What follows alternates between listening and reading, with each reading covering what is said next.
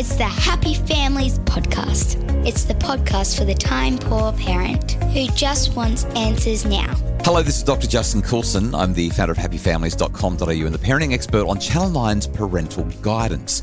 School is one of those topics that comes up all the time in conversations with parents, mainly around kids doing their best, or if not doing their best, achieving their potential. Two phrases that kind of grate me because you can never really do your best. And what adult do you know who's ever really achieved their potential? Nevertheless, in spite of it all, we want our children to do well at school with the belief, and reasonable belief as well, that by doing well at school, they'll establish the habits of mind, the habits of character that will help them to do well throughout the rest of their lives. Whether they pursue an academic journey or not, they'll know how to persevere, know how to do hard things, and get stuck in when the going is hard.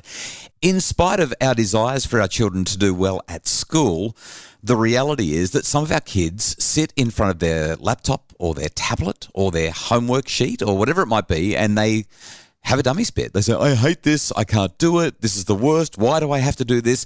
And when there's something that they can't do, they actively avoid it. They procrastinate. They do everything they can to get out of it. Today's guest on the Happy Families podcast is someone with a few ideas about how we can help when our children are having these moments. His name is James Anderson. James is an Australian-based international speaker, author, educator. He was a teacher and a school leader, but for the last 20 years he's been working with schools to make classrooms more thoughtful places and to help parents to guide their children as they develop a healthy mindset towards learning and development. You can find out more about James Anderson and his work at jamesanderson.com.au. But he joins me for the Happy Families podcast today to talk about how we can unlimit our children. James, welcome to the podcast. Great to have you along. Thanks, Justin. It's great to be here. It's interesting you should mention students that, dummy spit, don't want to do this, and, those sort of behaviours, because from their perspective, those behaviours are often perfectly sensible things to do because they've built these beliefs around them that their effort won't pay off, that trying will just result in failure. So when you believe those sort of things, not putting the effort in, avoiding the challenges just makes sense. Yeah, and I was that kid. I was literally that kid. I scored in the bottom 15% of the state when I did year 12. But true story, I don't remember. My grandma told me that she remembers a time where she walked into the bedroom. She was babysitting us because my parents had gone on a trip, and Nan was the designated long-term babysitter. She could smell smoke, and when she walked into the bedroom, I had a steel rubbish bin under my desk, and I had set fire to my homework because I couldn't do it. That was my way of avoiding it, saying, no, I can't do it, it's too hard. Exactly. I've got a similar experience. First week of year 7, I had my first ever music lesson. Like, I had music classes before, but never with a music teacher in a music classroom. And I walked in there, I was blown away. It was so exciting. The classroom, unlike every other classroom that was set up in rows, had 2 drum kits set up in the middle of the room, full kits. Down the side of the room, all these bongos, and the other one row of tables, all the kids had drumsticks. Within 5 minutes of this lesson starting, the kids on the drum kits are going boom, like this. The kids on the bongos are going da-da-da, da-da-da, da-da-da. The kids on the sticks are we're getting these rhythms going. It is the coolest lesson in the world. I am engaged, I'm focused. Like, who wants their children to be engaged and focused and working hard like that? We went through the whole lesson. And the teacher at the end of the lesson said, boys, it was a boys' school, boys, shh, before you go, I just want to see who can do this. Now, listen to those words. He was testing us. He didn't say it out loud, but he said, I want to see who can do this. He put up a rhythm on the board. He went ta-ta-ti-ti on your left hand and ti-ti-ta-ta. Do you remember all those ta-ta-ti-ti stuff? No, I don't. Ta-ta-ti-ti. I don't know what it is, but let's do it. Ta's long beats and then short beats. Okay. Anyway, he counted us in. He said 1, 2, 3, 4. And then 30 year 7 boys went, none of us could do it. Right. I went home and I thought, how hard can this be? Because remember, I'm engaged, I'm focused, I'm wanting to do this work. I went home and I'll date myself here. Do you remember flipping out computer paper when you were younger? Yes. Yeah. With the dots, all the holes down the side, and you tear off the edges. I remember that. That's the one. Yep. I flipped out some computer paper on the kitchen bench. I drew a line down the middle. I marked out the tempo for my left hand. I marked out the tempo for my right hand. I walked up and down this paper working out what the rhythm was. There had to be a pattern involved. Anyway, it took me hours. Eventually I worked it out, and I went back to the teacher the next day and I said, hey, was this the thing you asked us to do? And I did it for him. And his face lit up. He said, James, that's amazing. That's incredible. Well done. How did you do that? And I told him about all my hard work, about the concentration, the focus, all the rest of it. And he said, so you can't really do it then? No. Yeah. You see, in his world, No. there were people who could just do it and other people who had to work hard instead. Now, you've gasped, you've gone, of course, no one would say that at my children's school. That happens all the time, not from teachers necessarily, but every time you hear a child go, oh, I'm not like Justin. Justin's really good at maths. I'm not like them. Every time we say to our child that, I wasn't very good at writing at school either. No wonder you're not good at writing. Every time we attribute someone's abilities to who they are rather than what they've done, we create what I call is this greatness gap. And when we do that, we build these self-limiting beliefs around us. When I went back to that music lesson next time, where do you reckon I sat? Back of the class, not involved. That's right. How many times do I volunteer to try something? Well, you're not a natural. You've been told. Even as you're saying that, I'm thinking you're talking about parents and teachers who say this sort of stuff, but the media promotes this as well. I'm thinking of when you're watching sport on TV, and the commentators will talk about how this person's got a natural gift. They'll talk about the history of an Olympian. They jumped in the pool and they just knew how to swim. Sub 45 second, 100 meters freestyle sort of thing. There's no recognition there of the process. That's right. And that's where one of the strategies I talk about with parents is to value the backstory. Is whenever we see what looks like effortless ability, it reminds me of a quote, it takes a lot of effort to make something look effortless. And you see someone doing it so easily, but the reason they do it easily is all the effort put in behind the scenes that you didn't see. Now, I was still passionate about music. I loved my music, but I never once went to a music lesson. I never once volunteered to go on the school production, any of those things. And worse, when a music teacher, or any teacher for that matter, would say, oh, James, you're working really hard today. Keep up the hard work. I'd go, I'm one of the kids who has to work hard. So when you get these self-limiting beliefs, when you get these ideas that people are just different, someone encourages you for effort, and this is what we're being told in social media. Encourage kids, praise their effort. Don't praise the product, praise the effort. But if you've got those beliefs that people are just different and effort makes up for a deficit, then the minute someone says, great effort, keep up the hard work, you hear, you must be stupid or you wouldn't have to work so hard. Doesn't matter what the parent's trying to say. What the child receives is that message that they have to work hard. James, when you talk about this, you're singing from the same songbook that I sing from.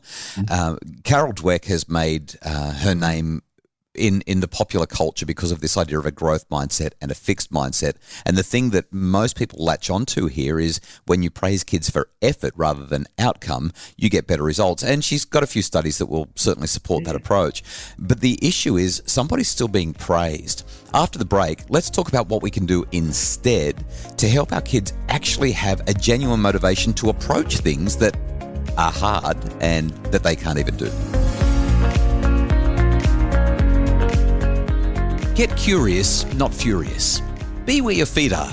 Mistakes lead to mastery. High emotions, low intelligence. Have you ever heard these or any of the other principles I share and thought, I need to stick that on my wall? Well, now you can. The Happy Families team has pulled out the best Justinisms for A5 mini posters. Perfect for your home or even the classroom and easy to grab at happyfamilies.com.au. It's the Happy Families podcast, the podcast for the time poor parent who just wants answers now. My guest today on the pod is James Anderson. James works in schools and with parents around issues related to helping our children to become skillful learners, to move into what we would typically call today a growth mindset. James, let's talk about this issue. We've got kids who are avoiding something because they're going to have to put in effort and that's going to make them look dumb.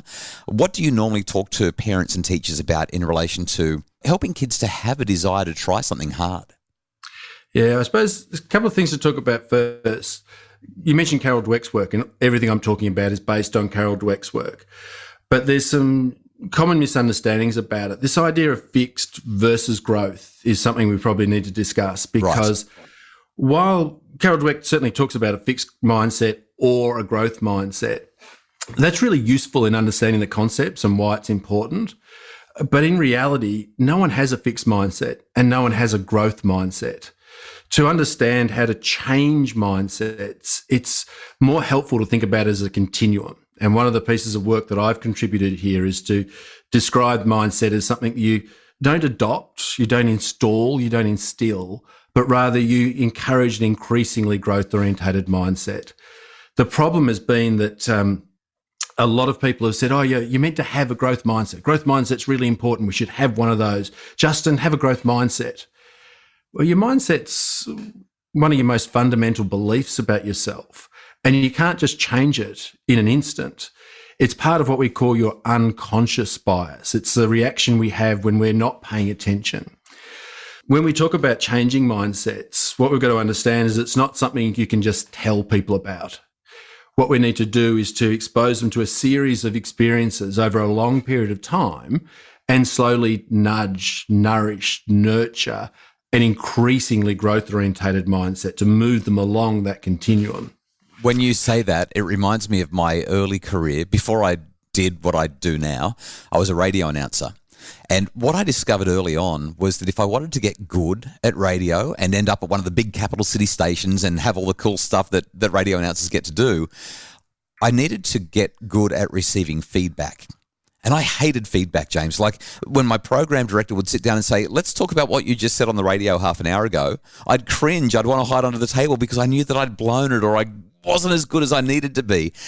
And what I ended up doing was shifting my focus entirely so that I actively sought that feedback out. I would record myself on the radio, send cassette tapes, because I'm dating myself as well. I'd send cassette tapes all around the country to the program directors at the best radio stations in the country and say, hi, Mike, or hi, Rod, I want to work at your radio station one day, but at the moment, here's where I am. Could you have a listen to my tape and maybe send me one or two things that I can do to be good enough to work for you one day? And then that shifted my mindset. It made me go from, oh no, I'm scared of the feedback, it's going to make me look incompetent, to I've got a goal, I've got something I'm working towards, and these people can help me to get there. And ultimately, I did. Yeah, and that understanding you just talked about is to recognise that the assessment that you're receiving, the feedback that you're receiving, is about where you are, not who you are. It tells you where you're up to. It doesn't judge who you are. Love that distinction. Yeah, it's a really important one, because most of our children, many of our children, when they're in school getting tests and stuff, they think they're being tested, because when you see the world through a fixed mindset lens, you think that learning is about discovering your abilities. You think school's one long test to figure out what you're good at and what you're not good at. And that's why when you discover things you're not good at, like me and my music, you go, well, no point in me trying that any further, because trying just proves that you're not good at it. Go and try and find something else. So one of those messages, you asked me, how do we change those mindsets? There's a whole lot of things we can do. And I use an idea called a nudge. And a nudge you might be familiar with, comes out of behavioural psychology. It's just a little reminder to help us create a growth message where there's a chance we might create a fixed message. And so one of them is assessment is about where you are, not who you are. So when your child comes home with an English essay that's not so good, you say, well, this is where you're up to at the moment. It doesn't tell you you're not very good at English.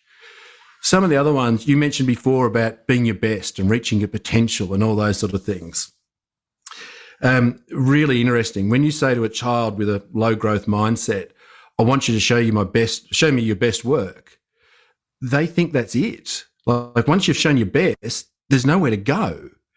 And so the reminder I'm asking parents to carry with them is that whenever you talk about standards or bests or these sorts of things, is that you attach a timestamp. They say, this is your best so far. This is your standard at the moment. that we constantly reinforce that the standard you're at the moment is a reflection of where you are, not who you are. And here's a couple of other quick ideas you can go through as well. People with a fixed mindset think they're a type.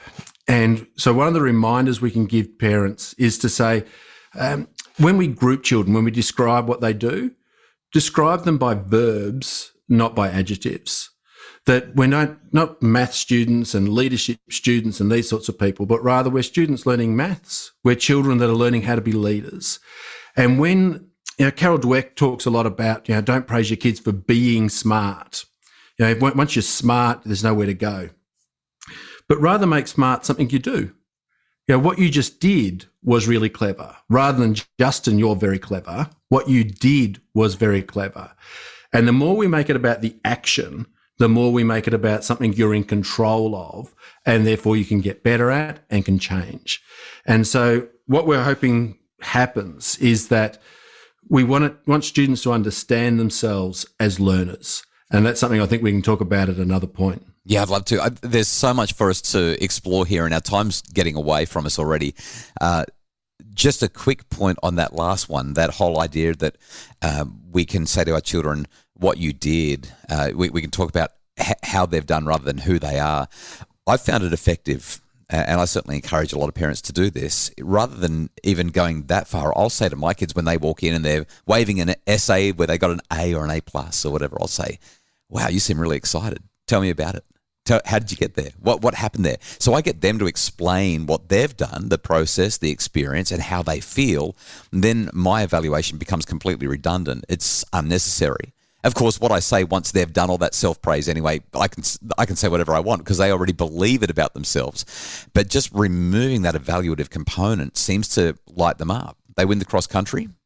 Wow. How hard did you have to run? How'd that feel? And it just changes the tone of the conversation. Can we continue this conversation a little bit down the track? I'm sure that you communicate so well, James, and there's so much more that people would love to hear from you. Would you be willing to come back to the Happy Families podcast again? Absolutely delighted, Justin. Well, that'd be a thrill. We'll book something in and have a chat again in a few weeks. The Happy Families podcast is produced by Justin Rulon from Bridge Media. Craig Bruce is our executive producer. Tomorrow on the podcast, we're diving into the doctor's desk and having a look at some recent research that associates childcare with specific behaviours in some kids. I'm excited to talk to you about that research and more to come. If you'd like more info about making your family happier, you can visit us at happyfamilies.com.au.